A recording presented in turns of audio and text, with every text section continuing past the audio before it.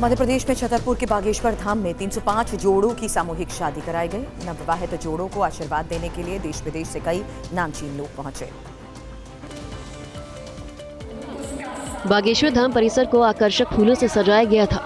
तरह तरह की लाइटें लगाई गई थी। पूरे परिसर में 305 अलग अलग मंडप बनाए गए थे, जहां एक साथ विवाह की रस्में पूरी की गई। सामूहिक शादी में शामिल होने के लिए श्रद्धालुओं और मेहमानों की भीड़ उमड़ पड़ी। ढोल नगाड़ों और शहनाई की गूंज के बीच वरमाला की रस्म अदा की गई। विवाह समारोह में 8 देशों के राजदूत समेत कई जानी मानी हस्तियां दूल्हा दुल्हन को आशीर्वाद देने पहुंचे। पंडित धीरेन्द्र शास्त्री ने नवविवाहित जोड़ों को आशीर्वाद देते हुए कहा कि विवाह सिर्फ 2 व्यक्तियों का ही नहीं बल्कि 2 परिवारों का भी पवित्र मिलन है।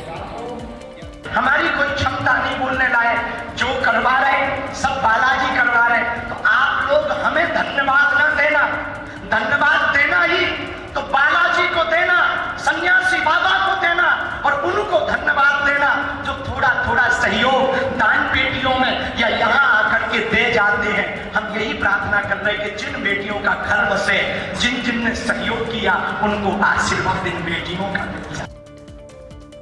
बागेश्वर धाम में लाखों श्रद्धालुओं की मौजूदगी के बावजूद सामूहिक विवाह कार्यक्रम में कोई परेशानी नहीं हुई। पूरा कार्यक्रम सहजता से संपन्न हो गया। रिपोर्ट देखिए। सामूहिक विवाह के दौरान कई नवविवाहित जोड़े भावुक नजर आए। कई जोड़ों ने मंच पर पहुंचकर बागेश्वर महाराज का आशीर्वाद लिया।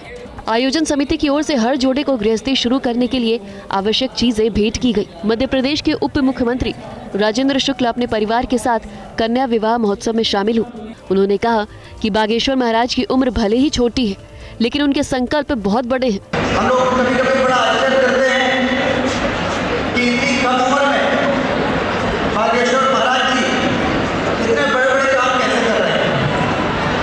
कभी ये दिल्ली से निकलते हैं, ग्वालियर की पदयात्रा में, वृंदावन की पदयात्रा में मैं उसमें शामिल होने गया था और मैंने हरियाणा में जैसे राज्य में जहाँ पर एक जमीन पैर रखने की नहीं बची थी, जब इनकी यात्रा हरियाणा राज्य से निकल रही है।